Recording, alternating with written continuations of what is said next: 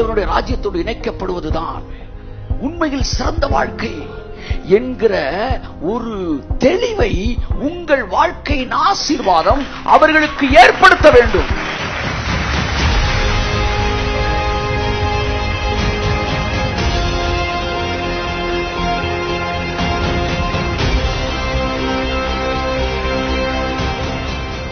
ரெண்டு விஷயம் தான்.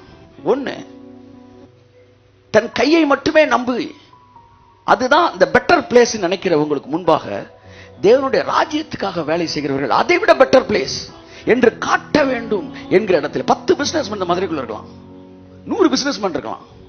அவர்கள் முழுவதும் தங்கள் திறமையை நம்பிக்கொண்டிருக்கும் போது நீங்கள் தேவனுடைய ராஜ்யத்தோடு கனெக்ட் ஆயிருப்பீங்கன்னா, நான் எழுதி கொடுக்கிறேன், அவர்களை பார்க்கல, நீங்க மேலதான் இருப்பீங்க. ஏன்னா you are connected with God's business. You are connected with God's business.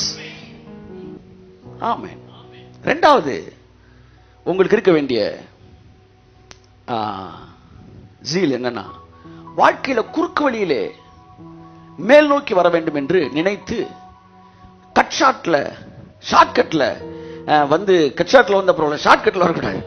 ஷார்ட்கட்ல வந்து பணக்காரன் ஆகிட்டு இருக்கிறாங்க நிறைய பேர். அவர்கள் வேலைகள், அவர்கள் செயல்பாடுகள் எல்லாம் வந்து ஒரு மாதிரி அப்படியே ரைட் ஆயிட்டு வர மாதிரி இருக்கும். 4 குடும்பத்தை கெடுத்து அதை கெடுத்து எப்படியோ பணத்தை சம்பாதிச்சிருவோம்.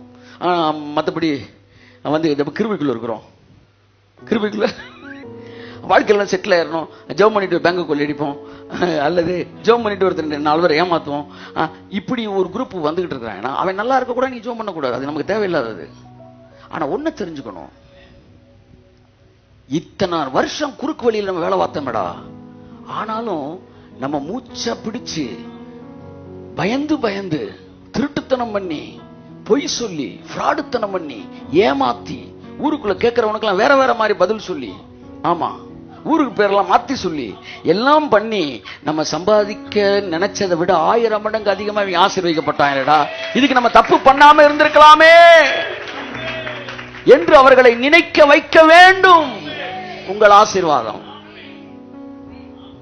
வாழ்க்கை ஃபுல்லா ஓடணும், அந்த ஊழியமே வேணாம்னு கடைசியில் கொண்டு வந்து 0ல தான் நம்ம நிப்பாட்டினாங்க அப்படின்னு நினைச்சு மறுபடியும் இனிமேலாவது நாம் தேவனை பிடித்துக் கொள்ள வேண்டும்.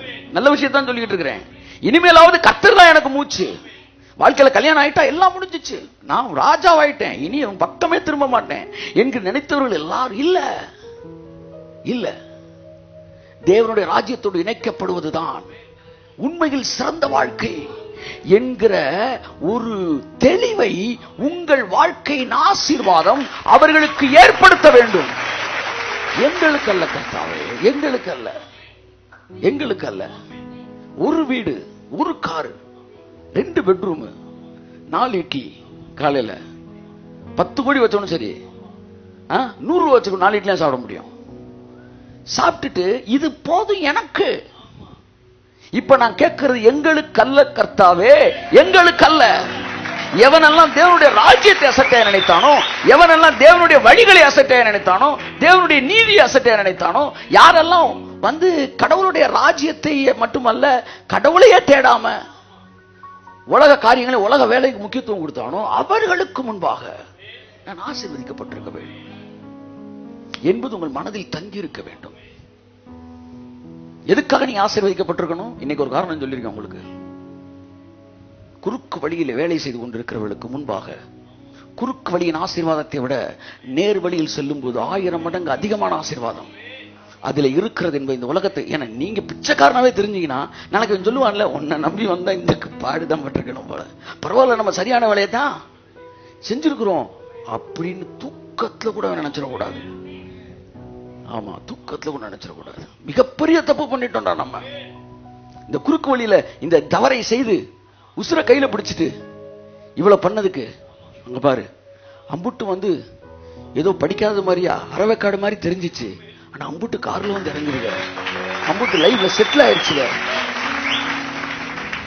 ஒரு ஊழியக்காரன் எனக்கு அந்த ஜீல் இருக்கு. இத்தகைய எண்ணம் உங்கள் மனதில் இருக்கும் என்றால் ஐஸ்வர்யம் இப்பொழுது சரியான இடத்தை நோக்கி மிக விரைவாக புறப்பட்டு வந்து கொண்டிருக்கிறது நான் சொல்கிறேன்.